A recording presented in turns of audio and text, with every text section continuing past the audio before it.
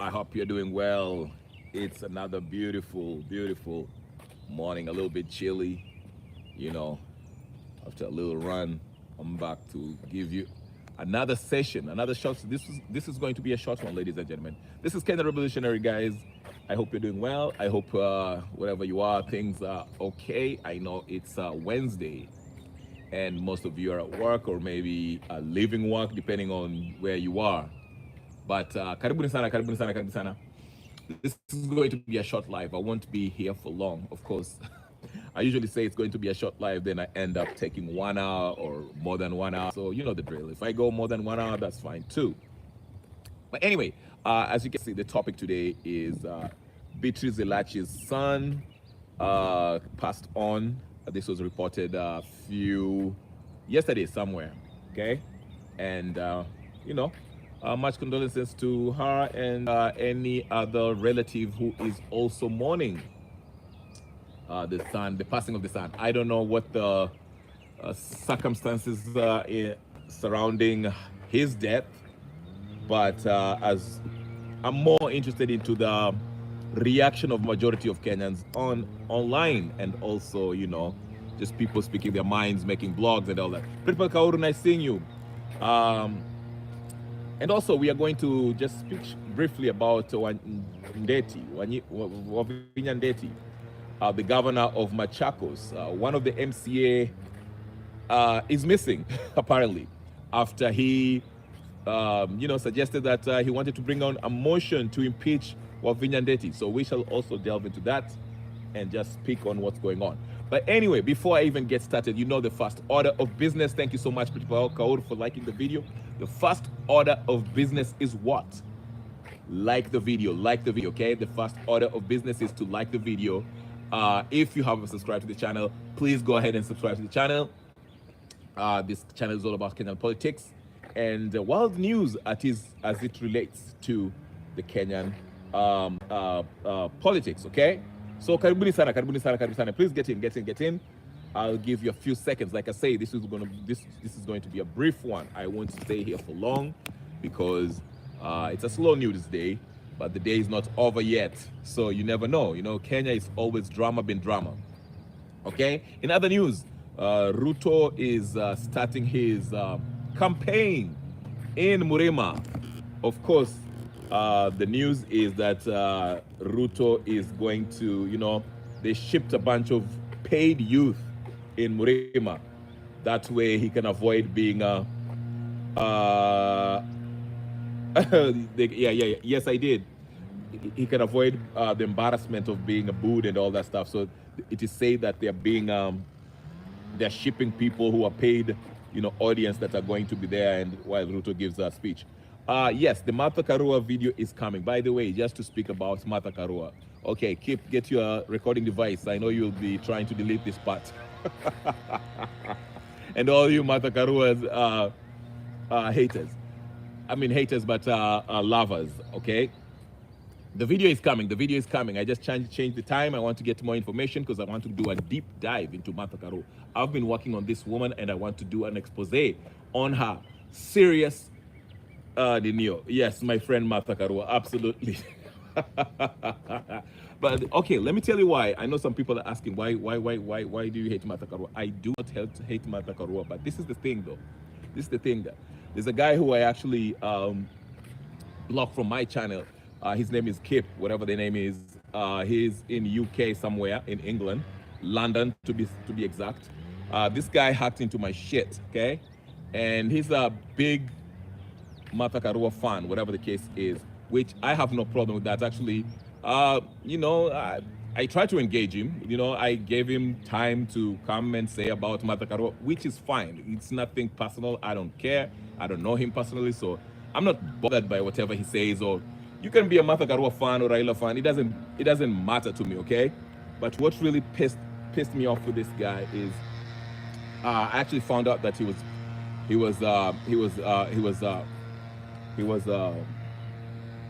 hacking into my shit, okay? So one of the lives, I'm holding my baby, okay? And I had my thing off. Anyway, I won't explain that. But all I can say is this guy is hacked into my shit, okay? He hacked into my shit and I found out. So What I'm trying to do is to actually really locate him. I want to know his parents. I want to know his mom. I want to expose their parents. Of course, I have to protect whatever and not put him in danger. But I want to know who this guy is. I want to know who he works for. I want to find out everything. If he has kids, everything, everything, everything. I have my contacts in London, the few people that I know there. Do their due diligence. If I have to hire a private investigator, I have to do that. I want to know who this guy is, because to me it's personal. If you start hacking into my shit and you get into my whatever family, I have to do such things. So I've dedicated my whole life, okay, my whole life, for the rest of my life. I will want to find out who this guy is, from Kenya to whatever this is. So that's where he stands with this. But he's a pro Martha Karua. If I post anything on X, he tries to delete it or whatever the case is. Of course, he works together with the other channel that are trying to like sabotage other channels that they feel like it's their competition. But enough of that. So the Martha Karua thing, to me, what drives me nuts is when with the gullible Kenyans think that this lady is actually somebody who fought for freedoms of majority of Kenyans. That's not true. Martha Karua, karibu sana Gypsy Kona, nice seeing you. Yes, I know. I'm not worried about them. Listen, I don't care if he's getting paid or he works for the government. Because Kip actually is not, he has the name Kip, but he's not actually a Kalenjin, as you guys might think. The guy is a Kikuyu, but that's fine. I don't care about if he's Luya or whatever. It won't make a difference. But I don't care. If they want to come for me, come for me. Please do come for me. I have something that I really like to hear it bust, okay? That's how I'll put it, okay? But they can come for me. I don't care. I'm not worried about it. No man. Okay? But anyway, so this is what I want to say.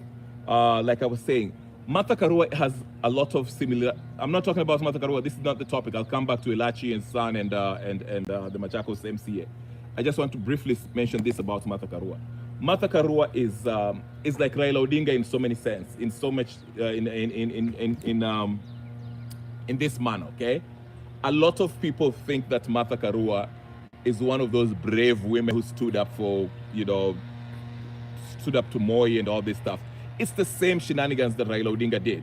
Raila Odinga, you see how he pretended to be standing up to Moi and all that, then got into a handshake. Martha Karua is no different. That's what I'm trying to say. Because remember when Martha Karua was working for Kibaki, when she was the Minister of Constitution and whatever bullcrap, law and all that stuff, okay? She was defending and is... No, keeps him Kale. He's not a Kale. Kip is not a Kalenjin. The guy is a Kikuyu. He's not a... But I believe he might be a Rutomo, unless he lived in Inyo. The only way he can be a Kale if he's a Kalenjin who lived in Inyo. But he actually, I know his real name, and it's a Kikuyu name actually. Keeps him Kale. He's a Kikuyu guy. Keeps him Kale. But he's pro-government. He's pretending to. Let me tell you something. No, he's Kale. Keeps him Kale. Keep him Kikuyu. He's a Kikuyu guy. I know his real name, actually. I found out. But like I said, I'm doing my due diligence. I'm digging in. I want to find out more about him. I want to find out where his mama lives, his kids, all that stuff. Not to harm him, not to do anything, but I want to do a deep dive on this guy. It's personal for me. If you hack on my shit and you get on my shit, yeah. Yep. But anyway, it is what it is. But anyway, the reason why I'm talking about Martha Karua, okay? Okay, listen. Laban, ask yourself this. Actually, Laban, ulimweza when you ask vile ulimwambia aende akauze Martha Karua huko Kipkorgot. Does it make sense? Listen to me. Sometimes we have to analyze things. Think about this. Does it make sense? Have you ever seen a Kalenjin man supporting Martha Karua, a Kikuyu woman, who he's not romantically involved with? I'm not saying they're not romantically involved. I don't know. Maybe they are. I don't know. Have you? If you wish to still walk the streets, Some of them were drunk in some channels and forgot and told us that Ruto and Raila pay them to proper job and say opportunities. And it keeps come from Kim Gorgot.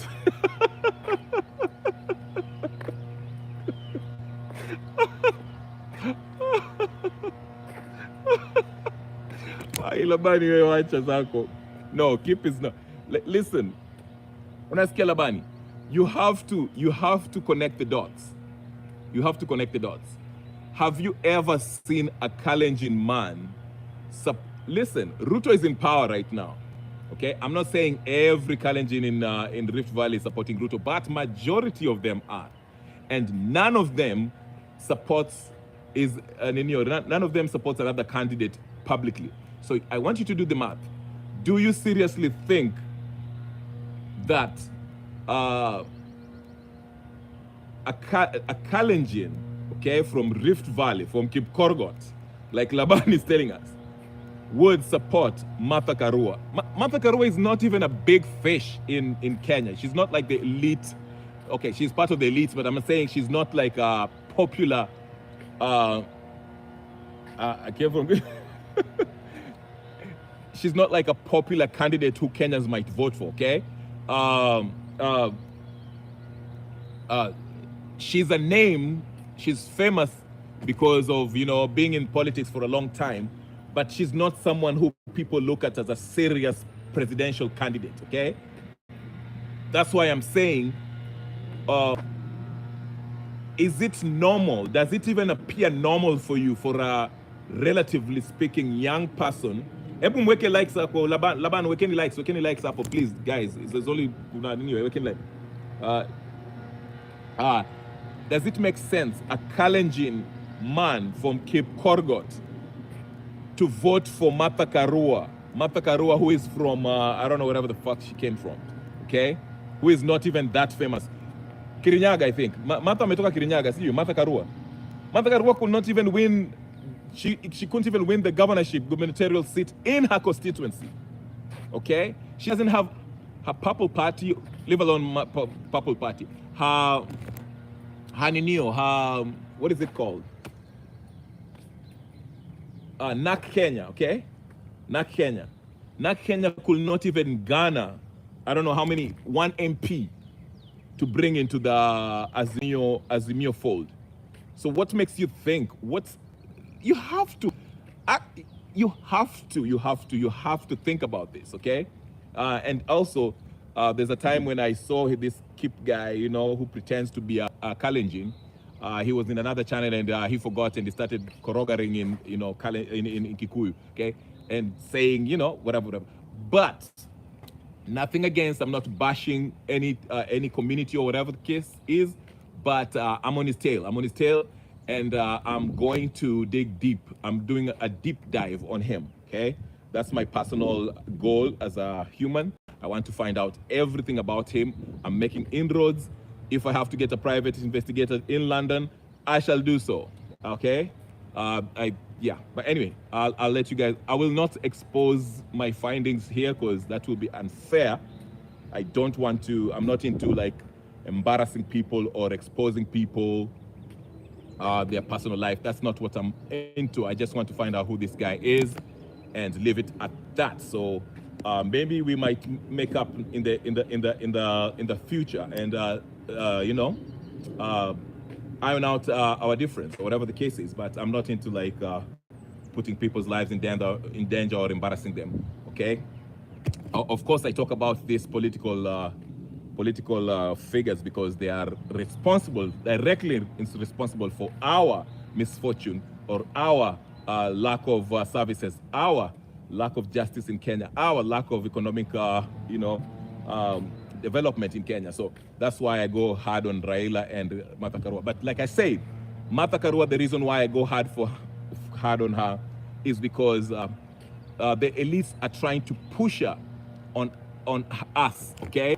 And there are people who are paid like Kip, who is a Kikuyu, by the way, not a Kalenjin. Like I said, among others, even Jeru and Julia on the other side, they try to say that, oh, this lady is so great. She's not.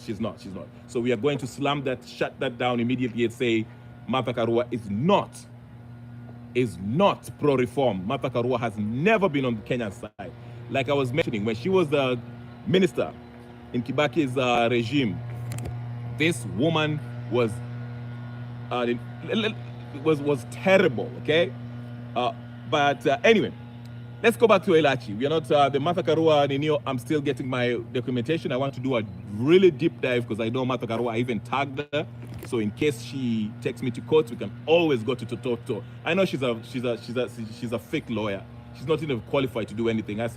But anyway, let me not. Don't get me started on Martha Karua. Don't get me started on geopolitical movement. Sorry for your misfortune with the hiking business. Stay strong. Thank you. Thank you, Pala. Forgot your name. Yeah. And yeah, so that's the sabotage that's happening in this channel. But anyway, about Beatrice Elachi. Let's talk about Beatrice Elachi. Let me see more likes, guys. I see a lot of people coming in. What can you likes up? What can you likes? What can you likes? Like. Hit that like button, okay? Hit that like button. Beatrice Elachi. Kenyans on X and even other social media, they're making TikToks and all that stuff. They are really basically celebrating the death of Elachi's son. I don't know exactly what's really killed or how he ended up dead. I have no idea. I don't know how to feel about this, to be honest with you. Elachi has been very he's been insulting Kenyans. Beatrice Elachi has been insulting Kenyans' intelligence by what she says, how she, her views and all that stuff. And she's very unapologetic the way she speaks when she is in a public forum. In fact, she actually have disdain, if not outright, what is it called? Contempt for the Kenyan people, okay? The way she speaks and defends this corrupt government, okay? And so a lot of people feel like, even somebody, I don't know, is it, anyway, just even famous figures, okay, in Kenya, political bigwigs, were out there just saying, Kama has hit Elachi because she famously said, if you are tired of this regime or this country, or whatever the case is, hammer, okay? Live, that's what she say. And people are making fun, saying, okay, apparently her son decided to leave, and I mean, leave the earth, okay? My personal view is, again, like I said, I'm not a fan of making fun of the departed, okay? I'm not, because, again, to me, Beatrice Elachi is not a bigwig to me. She's not somebody who can make things move in Kenya. Her role in the government or as a representative is, to me, very inconsequential as far as the movers and shakers of how government works, okay? Of course, she's a representative. She makes decisions that might affect her constituency, but I'm just saying that overall, her influence in Kenyan government as a whole is very little. She's just a hanger-on, like a sycophant. She's doing what she's supposed to, okay? When I say she's doing what she's supposed to, I mean in the Kenyan context. Like, for you to survive politically in Kenya, to maintain your position or to continue getting all these bribes from Kasongo, you have to be a sycophant, okay? Keep on echoing what the administration of the day is doing, especially now that ODM and UDA are in one MOU, whatever the case is. Raila kwa government, ODM are in government. That's what I mean. So, to me, while I see both ways, I personally am not really, I don't feel anything with this.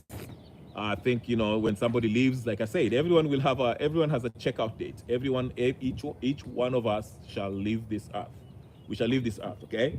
So, like I say, I never really felt, I was never, Beatrice Elachi is a nobody to me. No offense. Like she's not a somebody. Like, okay.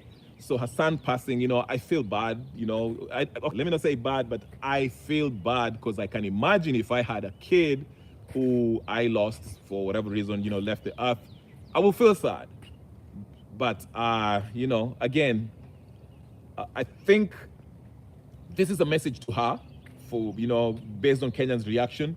I think this is, if she was smart, she would heed to Kenya's call for her to be humble.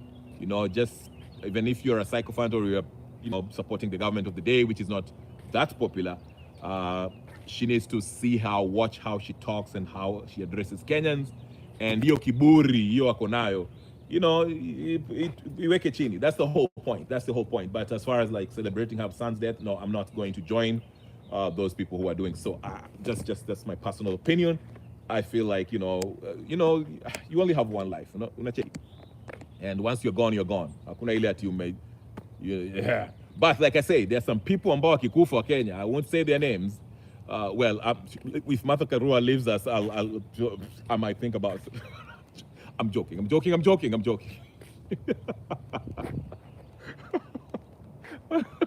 No, I'm just joking, folks. I won't do that. Even for Martha Karua, who I have, bottomless contempt for. Even if she passed away or she lost a son or daughter or whatever the case is, I will never celebrate. I mean, my dislike for Martha Karua is basically, it's political, philosophical, and principally we are different.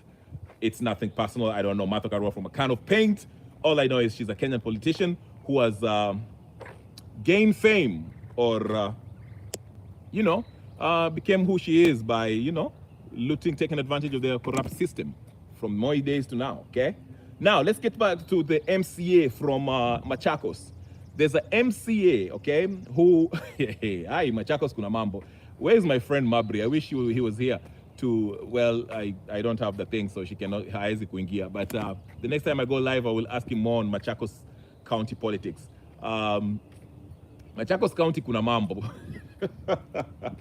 Okay, Machakos County imeenda missing. Yes, she Mariam karibu sana. Usininyime like let me read your comments real quick. Unbelievable, I'm not singing Ruto again. Purple Rain by Purple Rain. Are you referring to Martha Karua's party Purple Rain? Okay, Mwangi Gichimu. They are forcing Jiru to kick people who don't like Ruto out. Jiru wants viewers. I don't blame him, but they will kill that channel like they always do. As for Elachi, let her feel what mothers feel. She's a sadist. Okay. Yeah. How are you, Ni? Yeah. I don't know what happens in Jiru's channel. I don't know. Like I say, I stopped going to Jiru's channels because it was getting tribal, mbaya. Then personally, I went there and somebody abused me twice, and Jiru never took action, let the person come back. So I was like, you know what? I'm good on that. Peace. God bless you, the channel. So, but again, to me, what I'll say generally for those people who are starting political, channels like this one and others, Jiru and all that stuff, you have to have your own, anyway, I can't advise you on how to run your channel, but you have to be principled. Like, what do you want? Are you standing for something? Okay, it's okay to say Ruto must go, but what are you really up to? What's your philosophy, political philosophy? I'm not saying you have to say that I'm a social democrat or I'm a communist or I'm a whatever the case is. That's not what I'm talking about. I'm just talking about this. Are you for good governance? Are you for the, constitutionality? Are you for, people respecting the rule of law? Are you for, fairness, equity, equitable society? Like, those are the principles that you have to, kind of incorporate in your channel. So if people come in there, wakianza ukabila, and they're saying, oh, wale wajalua, wajatairi, kihi, and all that stuff, and you don't kick them out, you leave them out, and you think it's okay just because you want viewers, I think on the long run, you will lose. You will lack the respect, okay? You will lack respect, okay? It's okay. There's one person also who I also kicked out from this channel. He was really, really, tribalist. Very, very articulate, whatever the case is, but ukikuja na ukabila, I'm sorry, I do not have time for you. It's kama ni views na subscribers, it will come.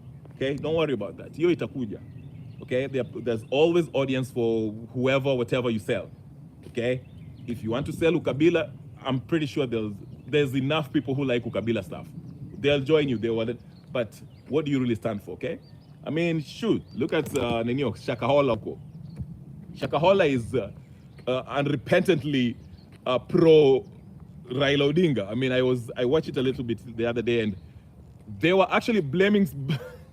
Instead of feeling bad for what happened to Selassie, instead of being outraged by the fact that there were some people who beat up member of parliament, they were actually defending Raila Odinga, saying Raila Odinga should be. But you see what I'm saying? So I'm just saying, Mugendi karibu sana Mugendi, nice seeing my brother. So what I'm saying is this, don't just be, I mean, you can be a content creator. You're creating, you're creating a channel just for people to argue and fight and call each other names, whatever the case is. But at the end of the day, if people are going to your channel, what should they expect? Okay, are they expecting just people, Royal Rumble, as we used to call it, the days that we used to watch wrestling, watu kutukanana na mambo ingine, whatever the case is, or unaiwacha ikwae, there's a same agenda, kama vile Bernard is running his stuff, okay? Ukisema vitu kama hii, toka, okay? Ukisema vitu kama hiche, toka. They kick you out. So they let you, you can say whatever you want as long as it's pro Azimio, which is fine. You can run your stuff, but you will be, you kind of limited. People go there and they expect this. Okay? So, but anyway, it's a free market. You get to run your channel how you want. Me nilijitoa, I don't even watch there because I just know. I don't care.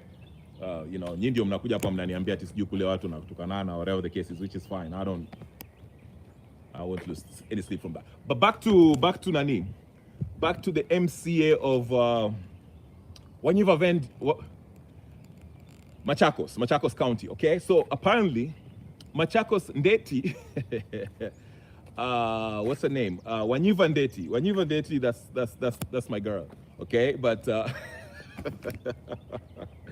I don't mean that literally. I just mean that like she's entertaining.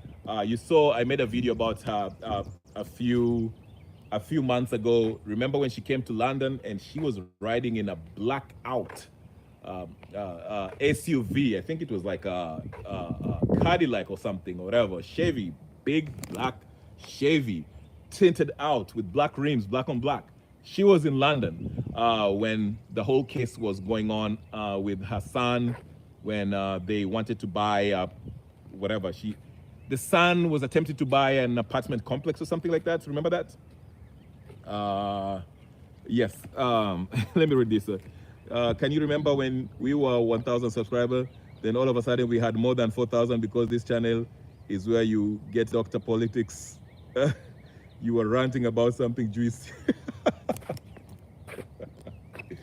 Oh, I haven't ranted for a while. Yes. I remember that.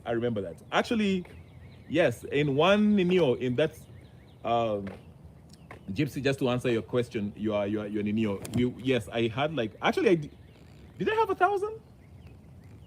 No, Gypsy, let me tell you something. Yes. Gypsy, I had like, it was like 900-ish. Actually, it was 1,000. You're right. I had like 1,000 subscribers, okay? And I didn't have any, I'm sorry, but when people will respond, otherwise I don't start it. Okay, Mr. Mwangi, I'll come to you about that Mount Kenya Ninium. But what I'm saying is this, yes, I used to have like 1,000 subscribers. You're right, Gypsy, I had 1,000 and my days there were rants, and I still have my, and I was ranting about what was going on. Then, June 25th happened and, it popped up and all of a sudden, So anyway, like I said, you'll always have an audience depending on what you're talking about. Mr. Let me, okay. But the point is, the bigger point I want to make about all this subscription and all this stuff, it's, don't be hang over, hang on. Don't let subscribers get over your head. Okay, it's wonderful to have subscribers and have followers and all that stuff, but at the end of the day, you know, it's not. Don't let it be free for all, where anything goes. Okay, what wanna, tukanana, you know. Okay, I have my days when I come here and I feel like I'm not tolerating anything, but generally it's good to ni vizuri kuacha watu waongee and exchange their views no matter how you might ndio maana I leave people like I let people labana kuja niambie vile maendeleo Kipgorgod zinaendelea. So yeah, nani Gichimu Mwangi anasema if you attack Mount Kenya then we'll respond. Yeah, but I don't know if you're referring to the other channel or just in general. But here's the thing. Me personally, this is how I run it. If there's a politician in Mount Kenya who is doing some fuck shit, I will call him out. Him or her or whatever the case is. I don't care if you respond or not. I will say it the way it is. I don't try to make it about the whole community because everyone in Mount Kenya has on their own wakona akili yao kibinafsi, okay? The same thing with people from Lakeside, uko Kisumu, whatever the case is, Nyanza, okay? As much as most people might think or assume that Raila Odinga has a great support just because he joined the MOU with Ruto, not everyone is supporting that movement, okay? So if I'm going to talk about a politician from a particular constituency, just like I'm talking about Wavinya, okay? Wavinya is corrupt. Let's not even try to play it or play it whichever way. Wavinya is corrupt, okay? Does that mean everyone from Machakos County is corrupt? No, okay? So I will attack Wavinya as Wavinya and address her, accordingly. So if you feel attack on Wavinya is an attack on Kambas, then okay, we can have that discussion and we'll deal with you accordingly. So like I said, to me, I try to make it, I try to bring it the way it should be brought, which is, the point is, we are all ailing from the same disease, okay? Regardless of whether you come from Nyanza or you come from Mount Kenya or you come from Ukambani or Coast or Garissa or wherever, or Rift Valley. We suffer from the same ailment, ambao ni extrajudicial killing, corruption, injustice, and all that. Name it. Okay, and that's what we are talking about and how to deal with. Now, if you want to make it about Mount Kenya versus sijui Nyanza, then you can have an entertaining show, but you will be getting nowhere. Your show will be full of insults, back and forth, because you can make points about, you can point out all the things that you don't like about this community and that community, and you will get nowhere. In fact, you will be playing in the hands of the very people who want you to do that, okay? No, there are some characters you will know it's tribal, not one person, which is okay. There are YouTube gang. If you may say that invades, right now they have invaded Njiru's channel, bullies, tribal and all. Name them, Mwangi, name them. But you see, again,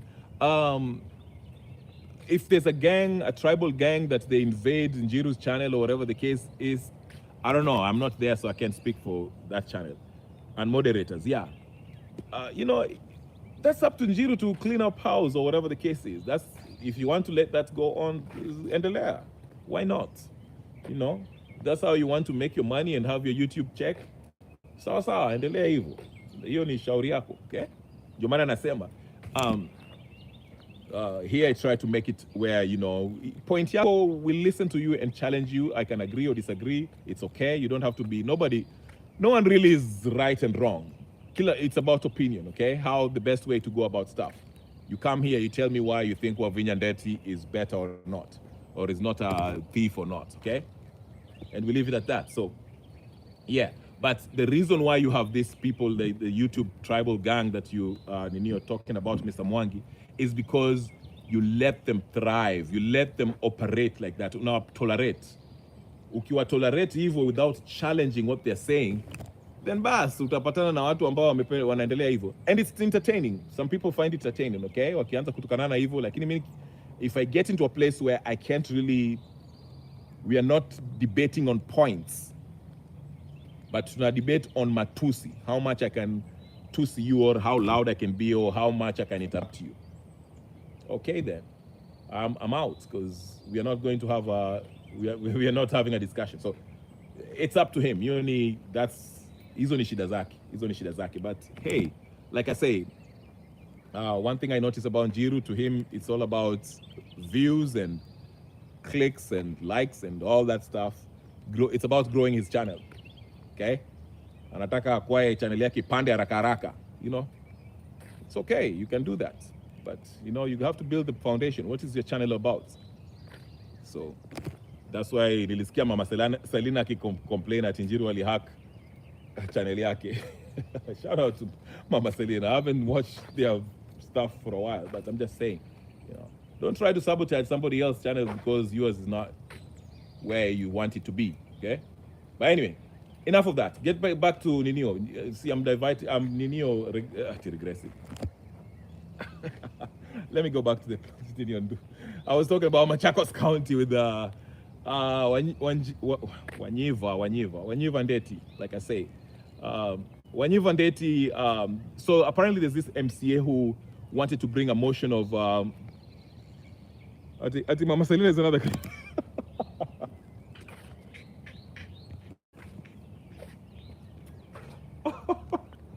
I think Mama Selina is another criminal. Hey, Charlie. You know what? I need coffee. I'll need to go to Starbucks. I need some coffee. This is too early for this.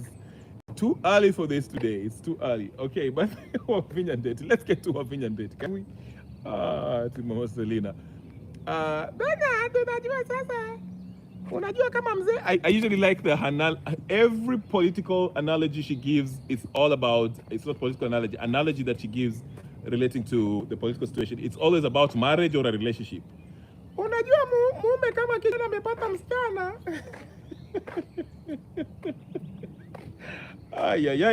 Anyway, the MCA that got disappeared, as you know, MCAs in the county level are like the MPs in the National Assembly, okay? So apparently this MCA in Machakos, I don't know who his name is, wanted to bring a motion to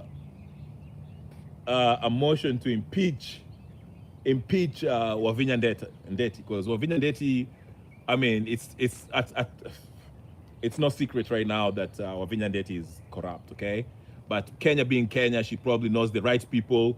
Maybe alirushia Raila Odinga pesa hapo na Ruto hapo, so alafu MCAs akawanunua karibu wote, or whatever the case is.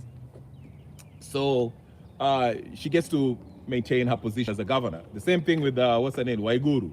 But Waiguru is running for her last term, I think. This is the last term. But after, okay, let me mention this before I even finish that. These Kenyan politicians wanna recycle. So unapata Waiguru has ran for governorship or has been a governor for 10 years. Akimaliza kuwa governor for 10 years, she will run to become a Senate. Akimaliza kuwa Senate, she will run to become an MP. After kuwa MP, she'll probably made the Minister of Finance or whatever the case in the future government. Okay? You see what I'm saying? Hao watu wanaji kama huyu Nyachae. Huyu Nyachae, the one who is supposedly being considered to be the head of IEBC. Who was to fight the governor that they did him? Oh, you mean Sniper? Are you talking about Sniper? Mwangi, are you talking about Sniper who was killed by Governor, allegedly? Governor Naniali was accused of killing. So anyway, so it's actually a sad case. I don't know if the guy who's missing amemiss ati amekufa ama amemiss ati alipotea ameolewa alinio mawazo, alipotezwa mawazo ama whatever. I don't know what's the case. I haven't really read the whole thing. I don't know if he's dead or he's just missing. But it's just funny that the MCA who wanted to bring a motion to impeach Governor Ndeti,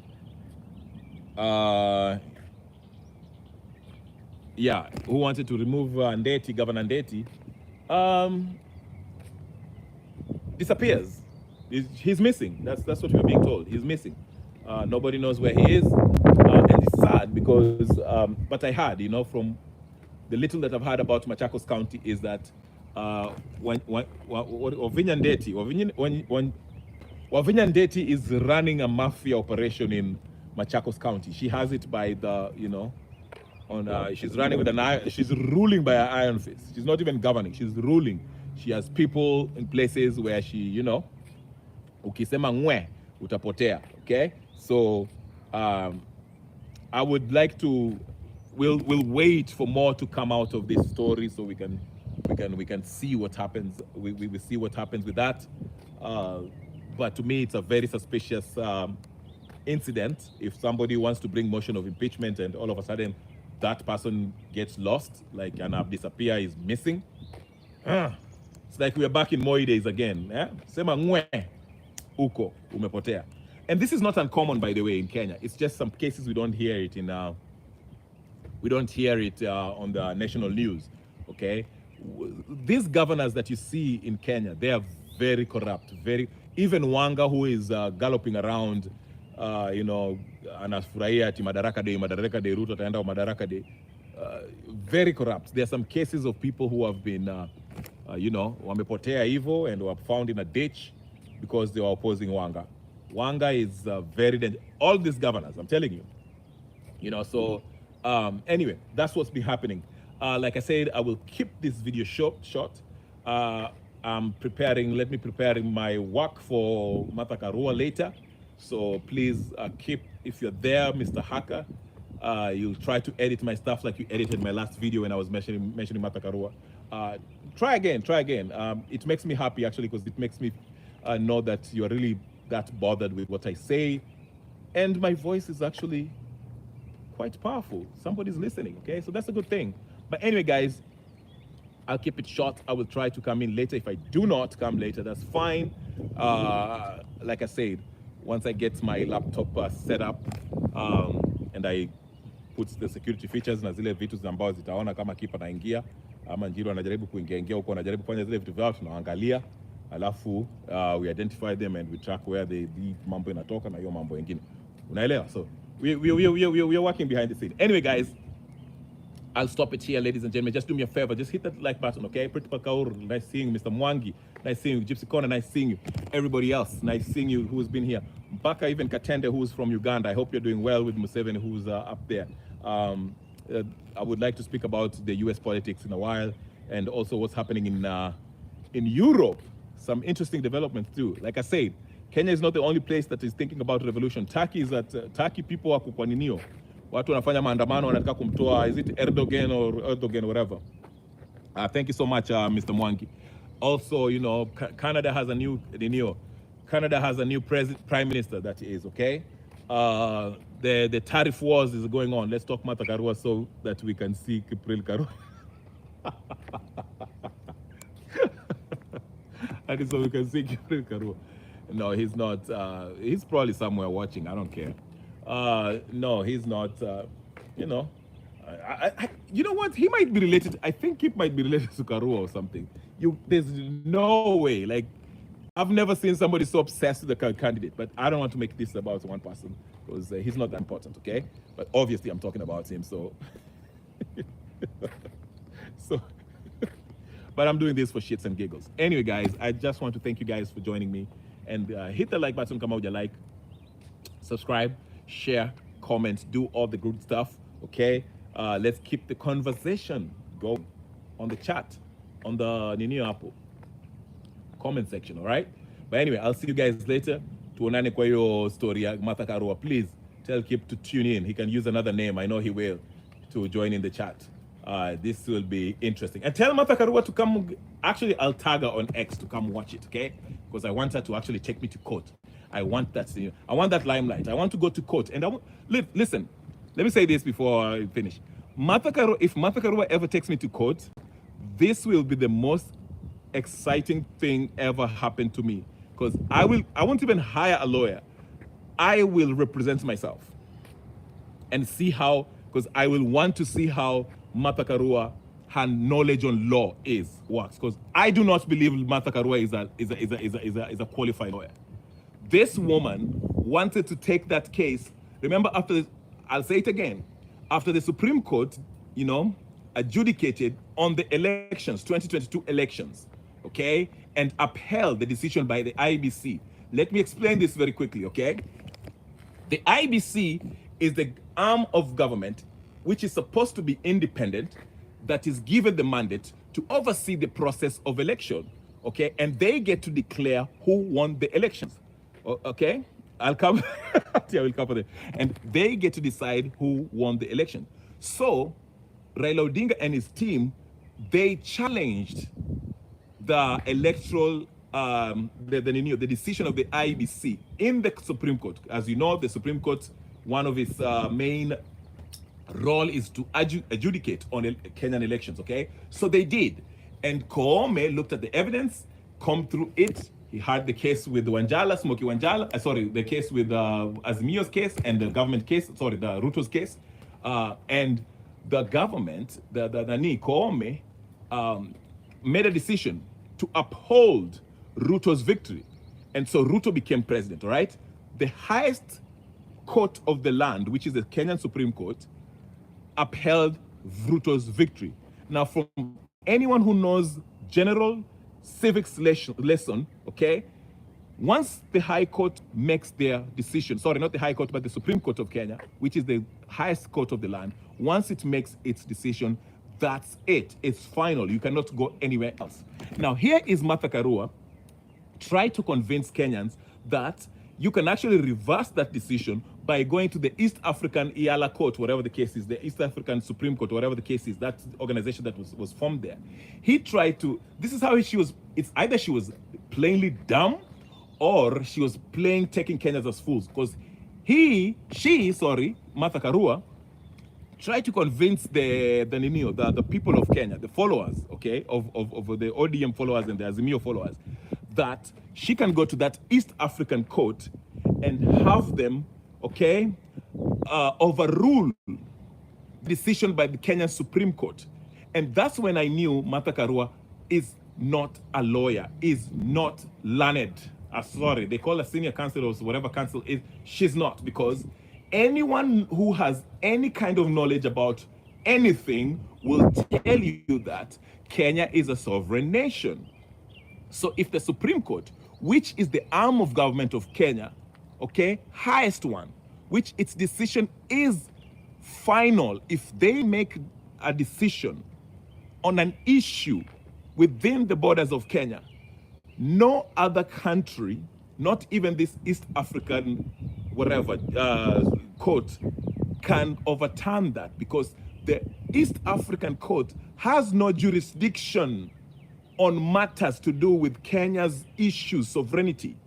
It only can adjudicate on issues, matters, cases that have to do with any members, any interaction between Kenya and any member of the Eastern African countries, okay? So, for example, if Kenya feel like Uganda violated or they entered their airspace without permission, and Kenya wants to take the issue to court, that is when the East African court can actually have jurisdiction on that issue, because it is a matter that affects two countries, okay?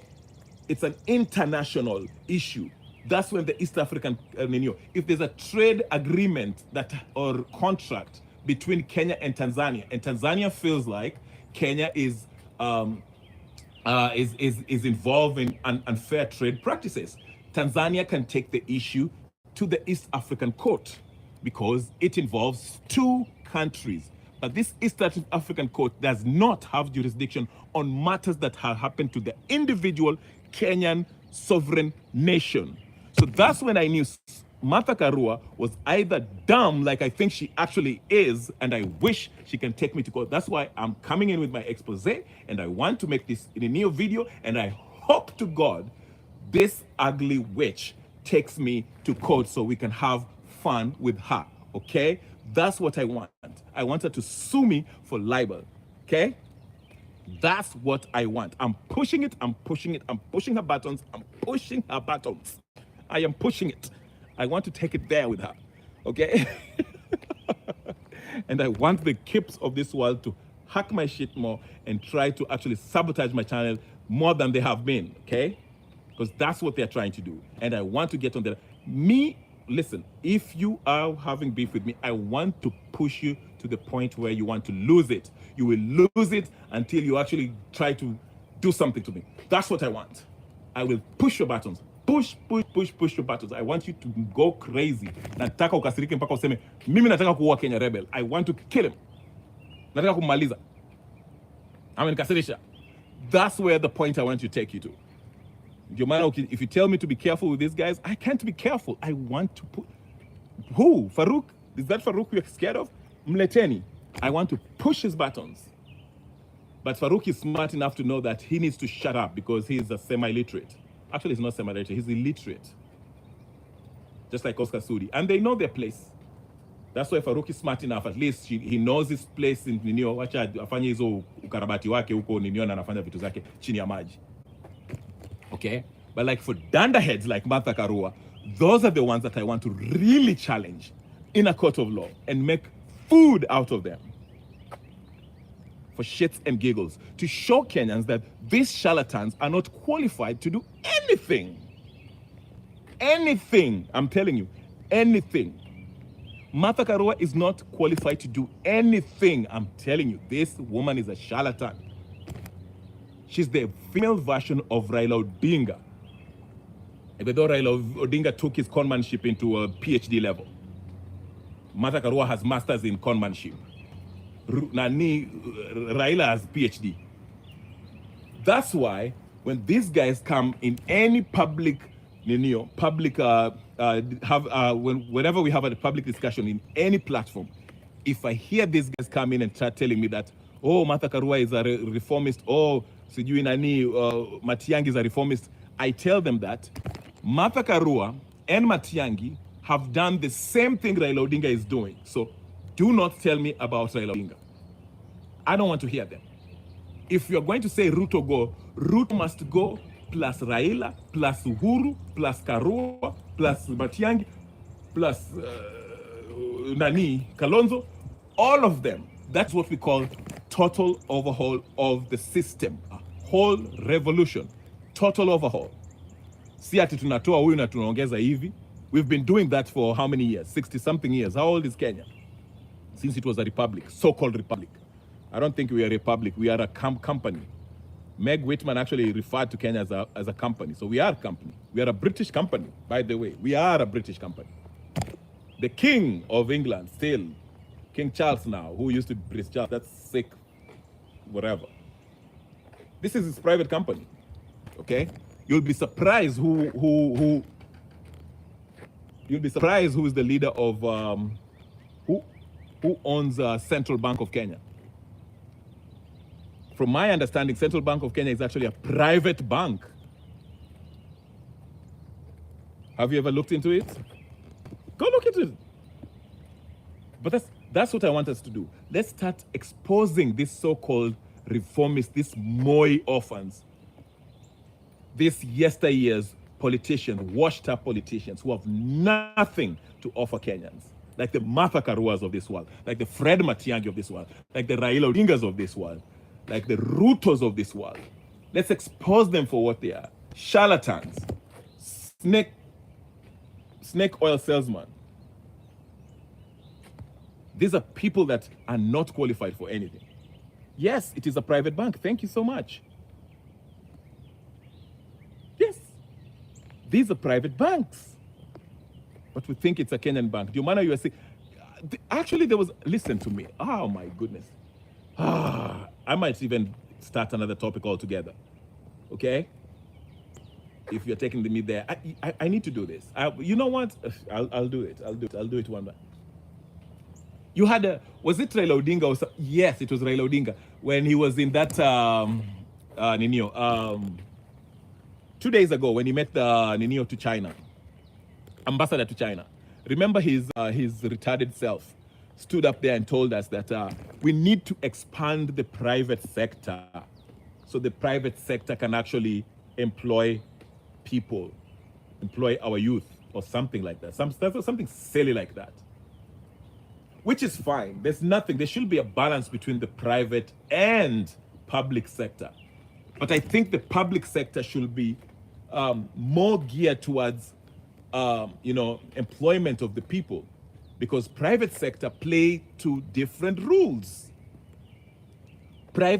Actually, let me tell you something. Google this. I think there's 28 economic free zones in Kenya. 28 economic free zones in Kenya.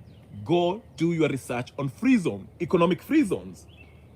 These are multinational companies, foreign companies that are given economic spaces, as it is renewed, where they pay lower taxes and they operate on their own rules that cannot be applied in Kenya.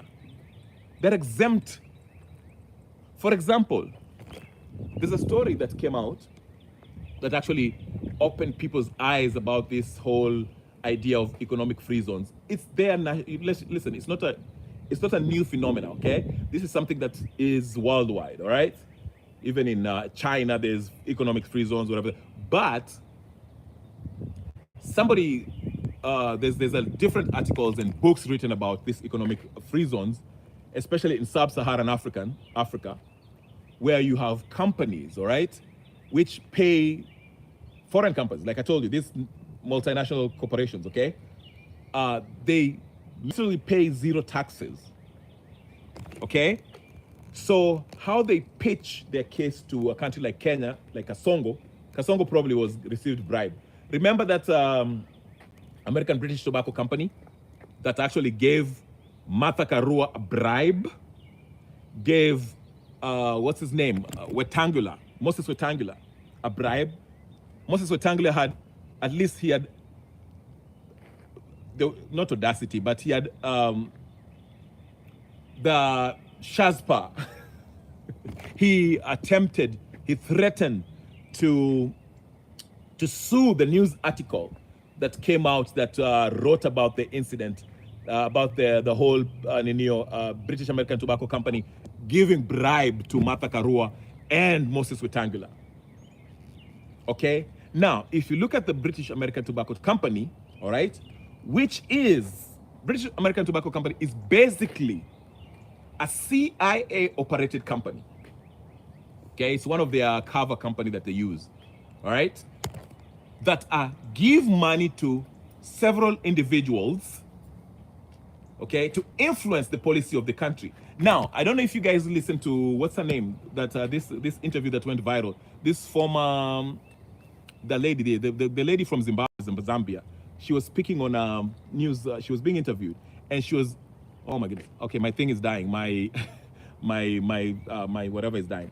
But she was she was discussing about NGOs. I forgot. Yes, when I mentioned BAT Kipril Karua wanted to. Yes, the NGOs. What's her name? This wonderful lady. She used to be the UN secretary or whatever. Secretary or whatever. Is it UN secretary or permanent? Not secretary. Something. I forgot her name. She's from Zimbabwe, I believe, originally. And she was explaining. I forgot her. We will be humiliated in Haiti. Yes. And she was discussing about NGOs and how NGOs. I mean, you just had that's the number one reason why Trump is actually getting rid of NGOs, because American taxpayers are paying a lot of taxes. It goes to the NGOs, and these NGOs actually they do not do anything to, help Americans. Actually, these NGOs, whatever, okay, like the USAID. They do not help people in the rural areas of Africa. They actually pay useful idiots like Martha Karua and Boniface Mwangi and all these people, useful idiots, these busybodies, to actually influence, bring an agenda like the LGBT agenda, okay?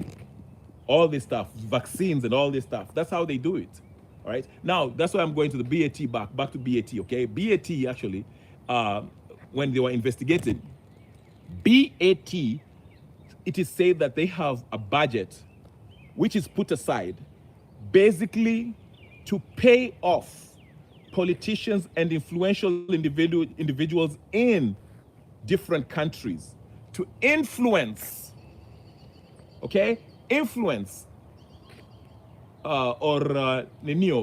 advocate, advance their agenda in that particular country, okay? And that actually plays a part. Martha Karua was the Minister of Constitutional Affairs, whatever the case is, during Kibaki days, okay? And then she started this nonsense, and you see her wearing purple. She's kind of like damn near and there's a member of LGBT, okay? And then there's this. I'm not saying Martha Karua is that. Let me just get that straight. I didn't say that Martha Karua. Let me just correct myself. I'm not saying Martha Karua is advancing LGBT stuff, okay? But she's definitely a paid agent by the foreign multinational corporations. Same thing with Mwetangula. And Mwetangula, after threatening that newspaper that wrote about that story when he was given money by the BAT, years later, there's an disgruntled Arab UAE business person who had a phone call recorded Mwetangula about that gold scam that he was the gold that involved Raila Odinga and Uhuru Kenyatta that were involved in, where they get gold from Congo and ship them through Kenya and take them to United Arab Emirates. And the deal went sour, and the phone call between that UAE business person who was not happy because the delivery he wanted wasn't done. I think they were scamming him or something like that. And on the phone call, you could hear Mwetangula mentioning the names of Raila Odinga and Uhuru Kenyatta being part of this operation. Okay, so this gave us a glimpse of how corrupt these Kenyan politicians are. And ladies and gentlemen, I won't get into that. There's so much to talk about. This is not what I wanted to talk about. I wanted to talk about the MCA of Machakos, who have all of a sudden just disappeared after it was believed that he wanted to introduce a motion to impeach Governor Wavinya Ndeti.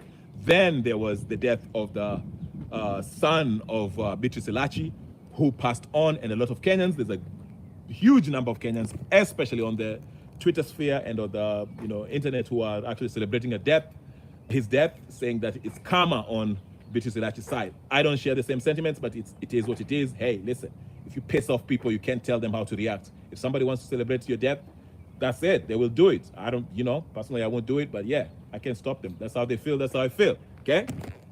And then again, we shall talk about Martha Karua in depth. I'm getting more information about her. We shall dig deep, and we shall expose this woman. This woman is not qualified to run for any public seat. We should not let charlatans like Martha Karua to hold any public offices. She should be in committee, ladies and gentlemen, brothers and sisters, friends and comments, but I will keep it here. So I'll keep it brief. I'll leave it here. Please take your time, sweet time, to hit the subscribe button, share, like, comment, and do all that good stuff. Can you do that? Can you like? Can I get one more like before I leave? Or 2 or more, 3? I'm not leaving till I get at least another 4 likes. Can I get 4 more likes? I'm not leaving till you get 4 likes. I'm not leaving till I get 4. I want 4 more likes. Thank you so much, Pritka Kaur. Thank you, Gypsy Corner, as usual. Again, Pritka Kaur and Gypsy, especially Gypsy. 3 more. Thank you, guys. 3 more before I leave. If you want me to leave, I need 3 more likes for reminding me those days. The ranting day is coming back. Don't worry, the ranting days are coming back. I will be ranting and raving until Kenya there's change in Kenya. I know some people usually say, oh yeah, you want to pick a makele? What are you doing to change Kenya? This is what I'm doing to do to change Kenya. I am talking about these things, and I want to involve you in this discussion. So we You never know who's listening. I mean, I heard one day Oscar Sudi was in one of the, I think he was part of Alingia Afrique 24, something like that. I don't know. He was in the chat or whatever the case. I don't know if it was the real Oscar Sudi, but apparently these people watch these lives, they watch these channels, they do actually listen to these channels. So you never know who might be listening to you. So we have to talk about these things, okay? And I would like to involve you guys next time when I get my laptop straightened. But likes tatu, 3 more likes, please, guys. Ebu chapeni your like. Anyway, Joseph Bedas. Wewe. I see you, Bedas. I see you. Karibu sana. I haven't seen you for a while, brother. Mambo vipi. Anyway, yes, little doll gods, yes. But anyway, so I'll leave it here. Now I'm menyima like start, so I'll have to. Bedas umeshaika like already. No, mengi up. I need 3 more likes. 3 more likes. I'm working overtime. I usually try to keep it in for an hour, but it's going overtime. Munengeze like engine. Tatu. Watu watatu. Keep, I know you are hiding in another name. Weka like hapo. Ay. I am so full of it today. Yes, Bedas is from Machakos. What does he know about that? Bedas ametoka Machakos. I don't know where Bedas is from, to be honest with you. I usually see him on different. Oh, yeah. Anyway, guys, kama mtaki kuninio basi, it was Sudi was there. He disappeared when Captain Kip opened his mouth. So Oscar Sudi, you know what? I don't know where. I need to call Captain. I haven't talked to him for a while. Captain is a character. By the way, I was, listen, what I was trying to do, there was some point where I was trying to get Captain and connect na watu wa Rift Valley.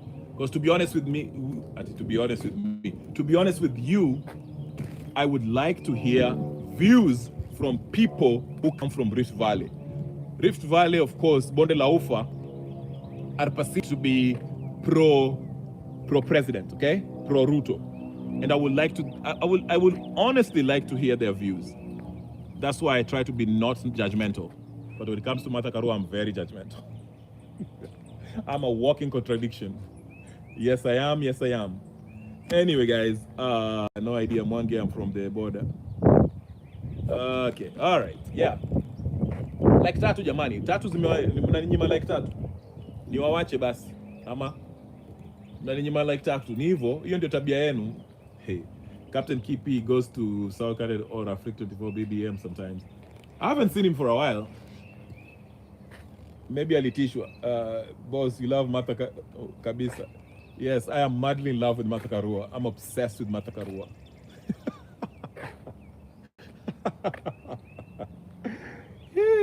Oh my Lord. Unanimaliza. Okay, guys, listen. For real. All right, I'll leave. Naona mmeninyima likes. Likes tatu tu mmeninyima. Haya, sawa basi. Sawa, ni mko hivyo. Okay, this is how you are going to be. But anyway, the ranting days are coming. Just give me time. Niji. Anyway, guys, like I say, last but not least, please, if you're going to watch this on repeat, like the video, share, comment, and if you haven't subscribed, subscribe. And I'll see you guys later. I'm again. Let me enjoy this weather while I get more info on Martha Karua, okay? All right, peace and blessing, guys. Peace.